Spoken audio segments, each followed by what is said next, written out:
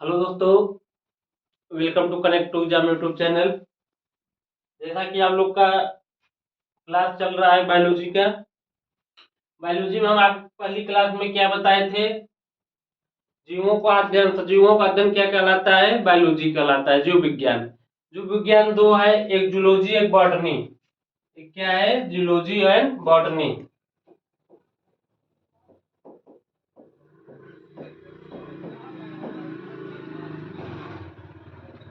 एक जूलॉजी है, एक बॉटनी।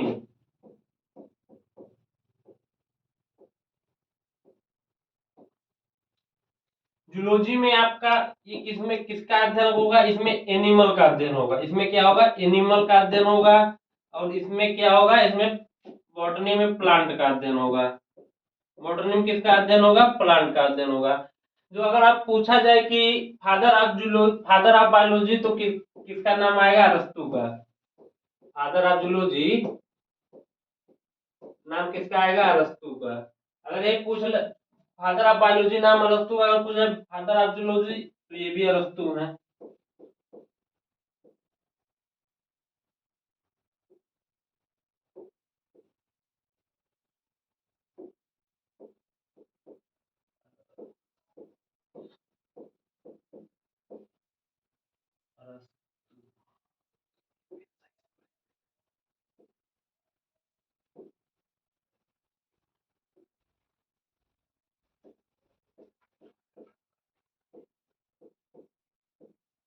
फादर ऑफ जूलॉजी अरस्तू है और फादर ऑफ बायोलॉजी भी अरस्तू है। लेकिन फादर ऑफ बॉटनी आपको देखा है, थियोफ्रेस्टस साहब है। कौन है? थियोफ्रेस्टस साहब।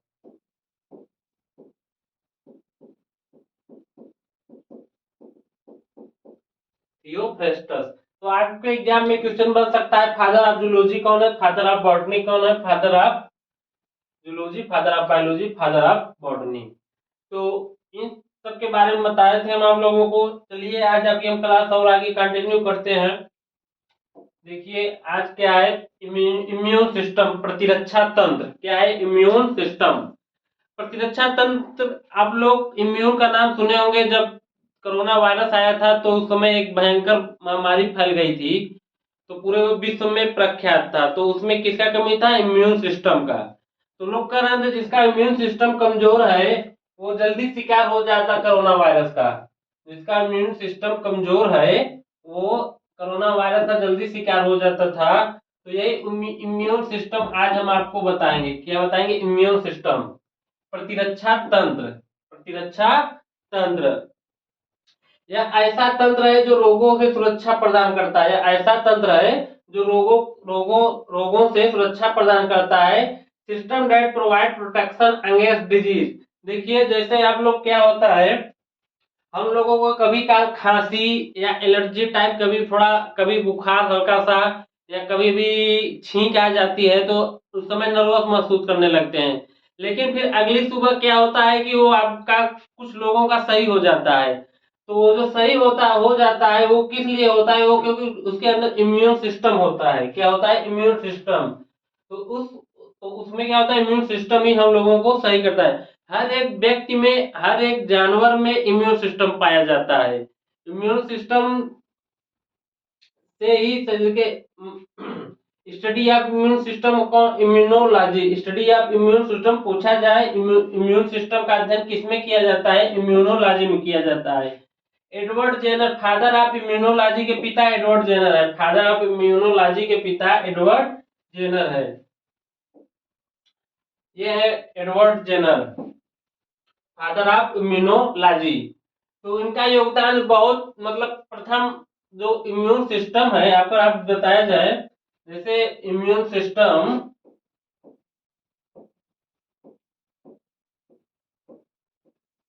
जो इम्यून सिस्टम है यह दो प्रकार का होता है। कितने प्रकार का होता है? दो प्रकार का होता है। एक inner इनेट immune system, इनेट immune system होता है। एक एक्वायर्ड इम्यून सिस्टम होता है। मतलब आपको वो, इसमें क्या होता है इम्यून सिस्टम में,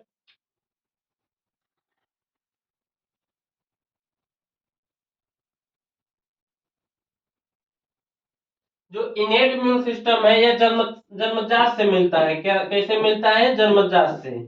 जैसे हम लोग का शरीर है, एक बाहरी जो त्वचा है, ये भी स्किन, ये भी एक इम्यून सिस्टम है। ये जो स्किन है ये क्या एक इम्यून सिस्टम है। और जो एक्वायर्ड मतलब ये हुआ जो ग्रहण किया जाता है, जो जन्म से बाद मिलता है, जो ग्रहण किया जाता है, जैसे वैक्सीनेशन। जैसे अगर आपको टीका लगाया जाए, वैक्सीनेशन जो होता है ये एक इम्यून सिस्टम का भाग है। किसका भाग है? इम्यून सिस्टम का भाग है। तो आपको समझ में आया होगा। टीका नहीं, टीका,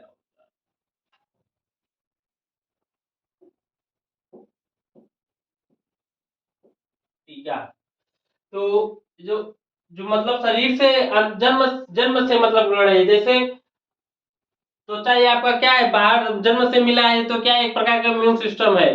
और ये सीएल, जैसे उदाहरण के लिए ये सीएल और इम्यूनोग्लोबिन।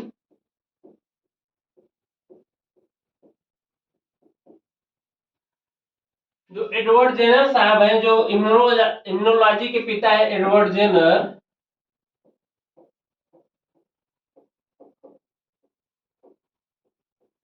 इन्होंने चेचक के टीके का खोज किया था। चेचक के,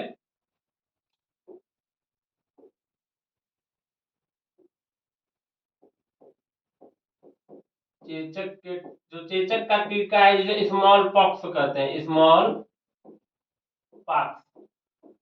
इसकी खोज किसने की थी? एडवर्ड जेनर ने। इसके टीके की खोज मतलब वैक्सीन की खोज की थी एडवर्ड जेनर ने 1796 ईस्वी में। कब की थी? 1796 ईस्वी में।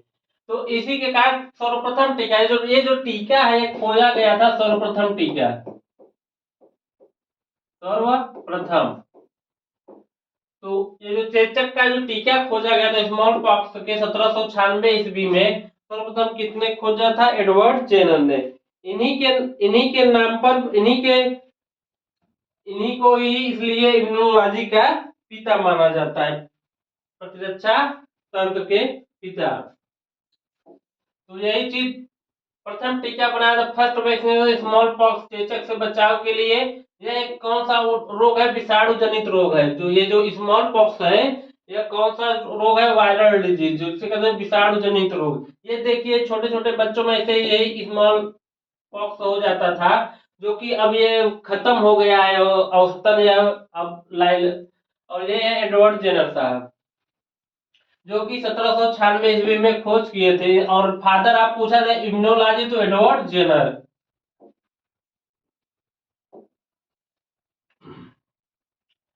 देखिए जैसे इम्यून सिस्टम का हम आप लोग को बताए हैं, इनेट इम्यून सिस्टम जो जन्मजात प्रतिरक्षा तंत्र होता है, एक एक्वायर्ड इम्यून सिस्टम अर्जित प्रतिरक्षा तंत्र होता है।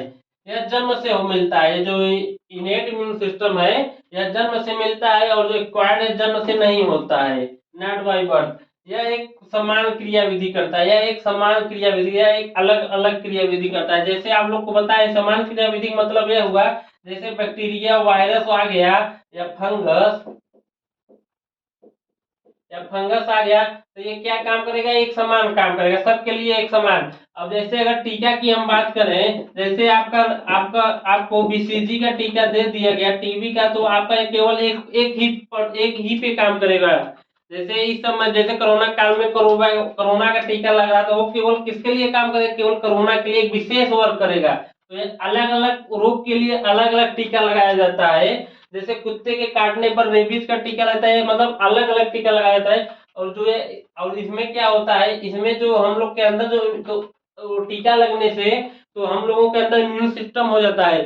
जैसे इम्यून सिस्टम का मतलब ये हुआ, जैसे कोई जब कोई जब वायरस हम लोग के अंदर प्रवेश करती है, उसको एंटीजन बोलते हैं। क्या बोलते हैं? एंटीजन। जब कोई वायरस हम लोग को अंदर प्रवेश करती है तो उसको एंटीबॉडी बनाने के लिए, हमारा शरीर को एंटीबॉडी बनाने के लिए नष्ट कर देता है, एंटीबॉडी। तो कोई वायरस होता है तो उसको क्या कहते हैं? एंटीजन कहते हैं। और क्या बनता है हमारे शरीर में? एंटीबॉडी।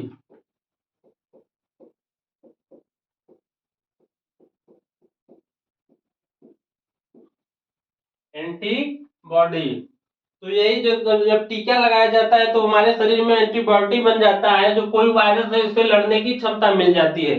जब कोई रोग जैसे वायरस है वो एंटीजन है तो ऊपर के शरीर में प्रवेश किया तो उसके बचाव के लिए क्या लगाया जाता है, टीका लगाया जाता है। टीका लगा वैक्सीनेशन होता है, वैक्सीनेशन से तो हमारे अंदर उस वायरस से लड़ने के लिए एंटीबॉडी का निर्माण हो जाता है, जिससे हम उस वायरस से बच सकते हैं। तो देखिए कुछ जैसे त्वचा, त्वचा क्या है आपका, एक इम्यून सिस्टम में आता है। त्वचा क्या है आपका, इम्यून सिस्टम में।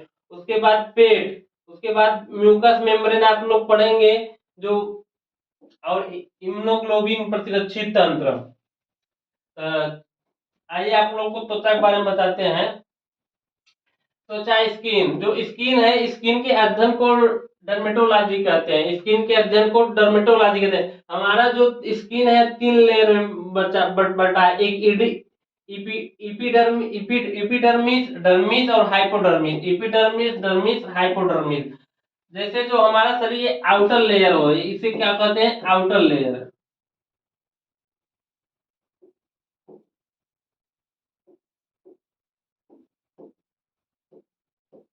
ये आपका है आउटर लेयर, जो हमारे शरीर को धूल और कणों से बचाता है। किससे बचाता है, धूल और कणों से। और यह डर्मिस, जो यह मध्य का भाग होता है, कौन सा मध्य का भाग होता है, इसमें ही बाल उगते हैं। जो हम लोग के शरीर में बाल हैं, ये डर्म वाले ही भाग में उगते हैं। और जो हाइपोडर्मिस होता है, ये आंतरिक आंतरिक मतलब आंतरिक भाग होता है, आंतरिक इनर लेयर। इसे क्या बोलते हैं, इनर लेयर बोलते हैं।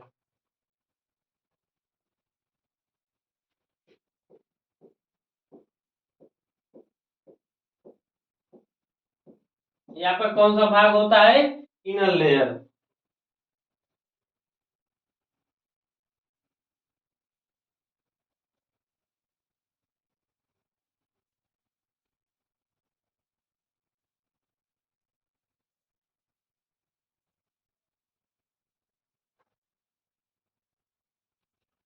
और यही भाग, इसमें मांसपेशियां ज्यादा होती है। ये हमारा इंसुलेटर का भी काम करता है। जैसे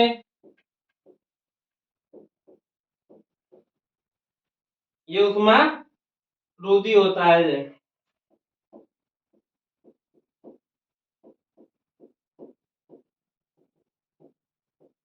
उष्मा रोधी। ये हमारे शरीर की बाहरी बाहरी जो आउटर लेयर होता है, या मध्य भाग होता है, या इनर लेयर होता है। आप लोग नाम सुने होंगे जो डर्मेटोलॉजी, जो त्वचा का अध्ययन क्या किया जाता है, डर्मेटोलॉजी। हमारा स्किन 3 लेयर में पाया जाता है, एपिडर्मिस, डर्मिस और हाइपोडर्मिस। तो देखते हैं जो हमारा त्वचा है, ये देखिए स्किन एनाटॉमी है। देखिए जो ऊपर वाला भाग होता है, आप लोग ध्यान दीजिएगा, ये जो ऊपर वाला भाग होता है ये एपिडर्मिस होता है। ये कौन सा भाग होता है, एपिडर्मिस। ये कौन सा भाग होता है, एपिडर्मिस।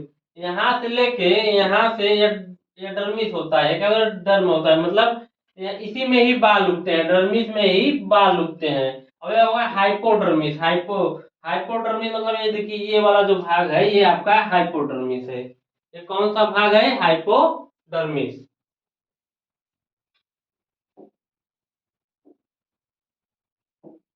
अब देखिए जो हमारा स्किन है वह वह 3 प्रकार से सुरक्षा प्रदान करता है। पहला पहला फिजिकल बैरियर। पहला कौन सा है, फिजिकल बैरियर।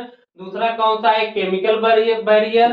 जो पहला है फिजिकल बैरियर, दूसरा केमिकल बैरियर, जो तीसरा है बायोलॉजिकल बैरियर। जैसे ये जो फिजिकल रुकावट मतलब फिजिकल बैरियर में आप लोग देखेंगे, हमारे शरीर में कभी भी धूल कण नहीं जाते। हमारे शरीर में कभी भी धूल हो गया, कोई कण हो गया, ये हमारा क्या है, त्वचा क्या कर रही है, सुरक्षा का काम कर रही है। त्वचा क्या काम कर रही है, सुरक्षा का काम कर रही है। कोई मतलब कोई चीज मतलब प्रवेश नहीं करने देती है। और केमिकल रुकावट में यह हो गया, जैसे हम कोई दवा खा रहे हैं, जैसे पैरासीटामोल की दवा खा रहे हैं, तो वो दवा हमारे शरीर में डायरेक्ट प्रवेश तो नहीं करेगी जब तक हम खाएंगे नहीं। तो हमारा त्वचा क्या कर रहा है, बचाव का काम कर रहा है। हमारा त्वचा क्या काम कर रहा है, बचाव का काम कर रहा है। और तीसरा है बायोलॉजिकल बैरियर। हम लोग के शरीर में कभी बायोलॉजिकल बैरियर यह हुआ कि हम लोग के शरीर में कभी भी कोई अनावश्यक चीज, जैसे इसमें कोई प्लांट नहीं उगेगा, जैसे कोई शरीर में हमारे प्लांट नहीं उगेगा। तो आप लोग समझ पा रहे होंगे जो 3 टाइप ऑफ प्रोटेक्शन है, जो हमारी स्किन है 3 टाइप ऑफ प्रोटेक्शन करती है। फिजिकल बैरियर, भौतिक रुकावट, जैसे धूल कण हमारे शरीर में प्रवेश नहीं करने देती है। दूसरा केमिकल बैरियर, हमने कोई दवा बीमार कुछ हमने दवा लिया हाथ में, जब दवा लिया जब तक उसे खाएंगे नहीं तब तक हमारे शरीर में प्रवेश नहीं करेगी। और तीसरा है बायोलॉजिकल रुकावट। आप लोग समझ पाए होंगे। तो आप लोग एक जानते होंगे डर्मीकूल, एक नाम सुने होंगे, डर्मीकूल पाउडर का नाम है डर्मीकूल। तो ये डर्मीकूल है, ये कहाँ पे लगाया जाता है? त्वचा पे लगाया जाता है। तो वहीं से यहीं से तो त्वचा पे, मतलब डर्मी, जहाँ डर्म आ जाए वो हमेशा वो आप लोग जान लीजिए वो त्वचा है। क्या है? त्वचा है। तो ये डर्मेटोलॉजी स्किन का अध्ययन किसमें किया जाता है? डर्मेटोलॉजी। स्किन कितने लेयर? 3 लेयर, इपिडर्मिस, डर्म और हाइपोडर्मिस। जो इपिडर्म ये बाहरी आउटर लेयर है, आउटर में क्या है मत देखा, इसमें ही बाल उगते हैं। और हाइपोडर्म में अंतर त्वचा है। ये क्या है? अंतर, जैसे कोई अंतर त्वचा, ये इनर लेयर है। ये हमारा इंसुलेटर का भी काम करता है। कौन सा काम करता है? अंतर त्वचा इंसुलेटर का भी काम करता है। ये है आपका स्क्रीन, देखिए ऊपर वाला भाग आपका क्या है? इपिडर्मिस है। यहाँ से देखिए यहाँ तक भाग आपका क्या है? डर्मी है। और यहाँ पे हाइपोडर्मिस। और त्वचा 3 प्रकार रुकावट प्रदान करता है: फिजिकल बैरियर, केमिकल बैरियर और बायोलॉजिकल बैरियर। फिजिकल बैरियर में होता है हमारे शरीर में कोई धूल कण प्रवेश नहीं कर पाता है। केमिकल बैरियर में कोई हम दवा हाथ में लेके हमारे शरीर में त्वचा द्वारा प्रवेश नहीं कर पाएगा। और बायोलॉजिकल बैरियर का कोई प्लांट प्लांट है हमारे शरीर में नहीं उग पाएगा। चलिए आज आपकी क्लास हम यहीं तक खत्म करते हैं, फिर आपको अगली क्लास में मिलेंगे। तो कुछ ऐसे ही आपके लिए टॉपिक लाए हैं। आगे आगे आपका फिजिक्स बायोलॉजी, फिजिक्स के साथ साथ बायोलॉजी का भी क्लास चलेगा। तो आप लोग अपने दोस्तों को जरूर जोड़ें हमारे कनेक्ट टू एग्जाम चैनल से, और दोस्तों को जरूर बताएं। और आपकी तैयारी कैसी चलती है? बढ़िया से रहे। आप लोग कमेंट बॉक्स में जरूर करिए, अपना कमेंट जरूर, सुझाव जरूर दें। चलिए मिलते हैं अगली क्लास में। धन्यवाद।